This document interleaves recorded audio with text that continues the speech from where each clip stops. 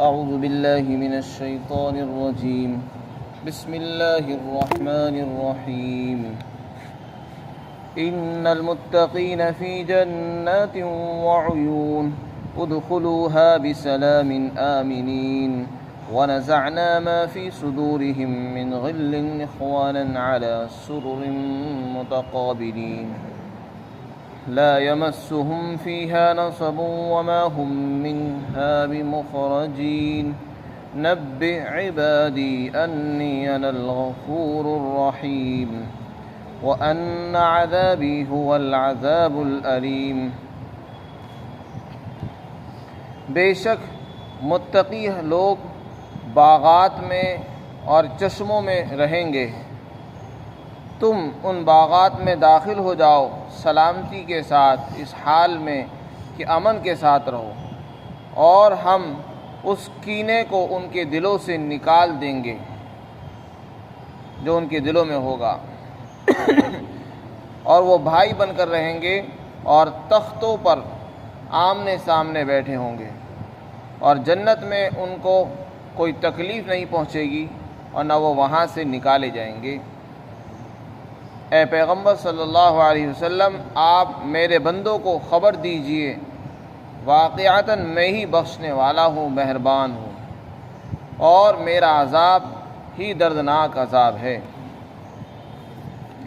اس سے پہلی آیات میں جہنمیوں کا انجام ذکر فرمایا اور جہنم کے 7 دروازے، اس کے 7 طبقات کا ذکر فرمایا۔ اب یہاں سے جنتیوں کا اور ان کی نعمتوں کا بیان فرمایا ہے۔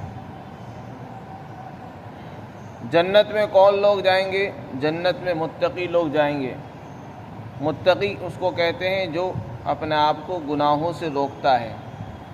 علماء نے لکھا ہے کہ تقوی کے بھی بہت سے درجات ہیں، اسی اعتبار سے متقی لوگ بھی مختلف درجات کے ہوتے ہیں۔ سب سے بڑا تقوی یہ ہے کہ آدمی اپنے آپ کو کفر اور شرک سے بچا لے۔ جو آدمی کفر سے بچ گیا اور ایمان اس نے اختیار کر لیا، وہ بھی بڑا متقی ہے۔ وہ کوئی معمولی متقی نہیں، وہ بھی اللہ کی نظر میں متقی ہے جس نے شرک کو چھوڑا ہے اور کفر کو چھوڑ دیا ہے اور ایمان کو قبول کر لیا ہے۔ اسی طرح گناہوں سے بچنا یہ بھی تقوی ہے، کبیرہ گناہوں کو چھوڑنا یہ بھی تقوی ہے، صغیرہ گناہوں کو چھوڑ دینا یہ بھی تقوی ہے۔ چھوٹے گناہ، بڑے گناہ، ظاہری باطنی ہر قسم کے گناہوں سے رک جانا یہ بھی تقوی ہے، لیکن سب سے بڑا تقوی اپنے آپ کو شرک سے بچا لے، آدمی کفر سے بچا لے۔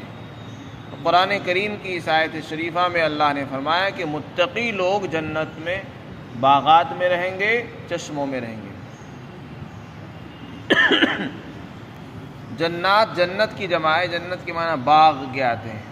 جنت میں چونکہ بہت سے باغات ہوں گے، باغیچے ہوں گے، اور ان میں نہریں جاری ہوں گی، چشمے ہوں گے، اس لیے جنات کو ذکر فرمایا۔ پھر ایمان والوں کو حکم ہوگا کہ تم اس میں داخل ہو جاؤ سلامتی کے ساتھ اور امن کے ساتھ، یعنی وہاں کسی قسم کا کوئی ڈر نہیں ہوگا، انہیں خوف نہیں ہوگا، بالکل سلامتی کے ساتھ رہیں گے، محفوظ رہیں گے۔ دنیا کی طرح نہیں کہ ہر وقت خطرہ لگا رہتا ہے، بے خوفی کا ہے، ہر وقت انسان پریشان ہے، مال کے اچکنے کا، ڈاکوؤں کا، چوروں کا ڈر ہے، دشمن کا خوف سوار رہتا ہے۔ جنت میں ایسا نہیں ہوگا، بالکل امن کی حالت میں وہ لوگ وہاں رہیں گے اور سلامتی کی حالت ہوگی، کسی قسم کی کوئی تکلیف انہیں وہاں نہیں پہنچے گی۔ حتیٰ کہ جنتی جنت میں جائیں گے تو اللہ ان کے دلوں سے آپس کے کینہ، بغض، حسد کو بھی نکال دیں گے۔ کوئی جنتی مومن جنت میں نہیں جائے گا جب تک کہ اللہ اس کے دل سے کینے کو نہیں نکال دیں۔ ویسے تو جنتی وہی لوگ جائیں گے جن کے دلوں میں کوئی کینہ نہیں ہوگا، اور اگر کسی کے دل میں ہوگا بھی تو اس کو پہلے نکال دیا جائے گا۔ حدیث پاک کے اندر آتا ہے، بخاری شریف کی حدیث، قلوبہم علی قلب رجل واحد، ان کے دل ایک آدمی کے دل کی طرح ہوں گے اور ان میں کوئی اختلاف نہیں ہوگا، نہ کوئی بغض اور نفرت ہوگی آپس میں۔ جنتی لوگوں کے دل آپس میں ایسے معلوم ہوں گے جیسے ایک ہی دل ہے، سب کا ایک جیسے دل ہوں گے، اور جنتی جنت میں پہنچ کر کہیں گے وقال الحمد للہ الذی اذهب عنا الحزن ان ربنا لغفور شکور۔ تمام تعریف اس اللہ کے لیے جس نے ہم سے رنج اور غم کو دور کر دیا ہے۔ بے شک ہمارا پروردگار بخشنے والا ہے اور قدردان ہے۔ تو جنتی اللہ کی تعریف کریں گے اور یہ کہیں گے اللہ نے ہم سے رنج کو بھی دور کر دیا، غم کو دور کر دیا ہے۔ تو قرآن کریم کی اس آیت میں اللہ نے فرمایا کہ ان کے دلوں سے ہم نکال دیں گے کینے کو۔ جس وقت جنتی جائیں گے اس وقت ان کے دلوں میں کسی قسم کا کوئی اختلاف نہیں ہوگا، کوئی دشمنی نہیں ہوگی، دلوں میں کوئی نفرت نہیں ہوگی، کوئی بغض اور نہیں ہوگا کسی قسم کا، سب آپس میں بھائی بھائی بن کر رہیں گے۔ اخواناً، اللہ نے فرمایا سب بھائی بھائی بن کر رہیں گے، بھائیوں کی طرح رہیں گے۔ اور جنتیوں کی کیفیت بیان کی کہ وہ تخت پر جنت میں تخت ہوں گے، ان پر بیٹھے ہوں گے اور سب آمنے سامنے ہوں گے، کسی کی پشت نہیں ہوگی۔ حدیث شریف میں آتا ہے کہ جنتی اس طرح رہیں گے کہ کسی کی طرف پشت نہیں ہوگی، سب آمنے سامنے رہیں گے۔ وہ جنتی ایسے ہوں گے، ان کو لے کر چلیں گے، وہ جہاں جائیں گے وہ تختوں پر ہوں گے اور ان میں کسی کی پشت نہیں ہو سکے گی۔ بس جب بھی ان کا آپس میں اجتماع ہوگا تو وہ آمنے سامنے ہی ہوں گے۔ لا یمسہم فیہا نصب، اسی طرح جنت کی ایک خصوصیت بیان کی، وہاں انہیں ذرہ برابر تکلیف، تھکان، درد، کوئی قسم کی کوئی تھکان نہیں پہنچے گی، تکلیف نہیں ہوگی، تھکان نہیں ہوگی۔ آدمی دنیا میں رہتا ہے، کام کرتا ہے تو کام کر کے تھک جاتا ہے، پریشان ہو جاتا ہے تو پھر آرام کرتا ہے، بلکہ دنیا میں تو انسان جو آرام میں ہو، عیش میں ہو، وہ بھی آرام کر کے تھک جاتا ہے۔ جیسے کام کر کے تھک جاتا ہے آدمی، آرام میں بھی تھک جاتا ہے۔ کچھ لوگ عیش پرست ہوتے ہیں، آرام والے ہوتے ہیں، وہ اپنے آرام سے بھی تھک جاتے ہیں۔ جنت میں ایسا نہیں ہوگا، جنت میں آرام بہت ہے، لیکن وہ آرام ایسا نہیں ہوگا کہ جس سے انسان تھک جائے۔ دنیا میں تو انسان آرام کر کے بھی تھک جاتا ہے، وہاں آرام کر کے بھی نہیں تھکے گا، نہ وہاں تھکان ہوگی نہ تکلیف ہوگی۔ اسی طرح دوسری خصوصیت بیان کی، جنتی وہاں سے نکالے نہیں جائیں گے۔ جس کو جو نعمت مل گئی وہ ہمیشہ کے لیے ملے گی، کبھی چھینی نہیں جائے گی۔ تو اس لیے یہ خطرہ بھی نہیں رہے گا کہ جو نعمت ہم کو ملی ہے کہ وہ ختم نہ ہو جائے، چھین نہ جائے، باہر نہ نکال دیا جائے۔ دنیا کی نعمتوں کی طرح وہاں کی نعمتیں نہیں ہیں، وہاں کی نعمتوں کو ہم وہم و گمان میں بھی نہیں لا سکتے، وہ یہاں کی نعمتوں سے بہت بالا ہے۔ تو وہاں سے جنتی نکالے نہیں جائیں گے، تو اس سے دل میں جو خطرہ ہوگا کہ وہ ہماری نعمتیں چھین جائیں گی، اس کو بھی ختم کر دیا گیا ہے۔ نبئ عبادی انی انا الغفور الرحیم، اس آیت شریفہ میں اللہ نے فرمایا کہ میرے بندوں کو بتا دو کہ میں بخشنے والا ہوں، گناہوں کو معاف کرنے والا ہوں، بڑا مہربان ہوں۔ اس آیت شریفہ کے تحت لکھا ہے مفسرین نے کہ اس سے پہلے جن متقی لوگوں کا بیان ہے کہ متقی لوگ جنت میں جائیں گے، اس سے وہ لوگ مراد نہیں ہیں جو جن سے کوئی گناہ نہ ہوا ہو، بلکہ متقی سے مراد ہیں جو شرک سے بچنے والے ہوں گے۔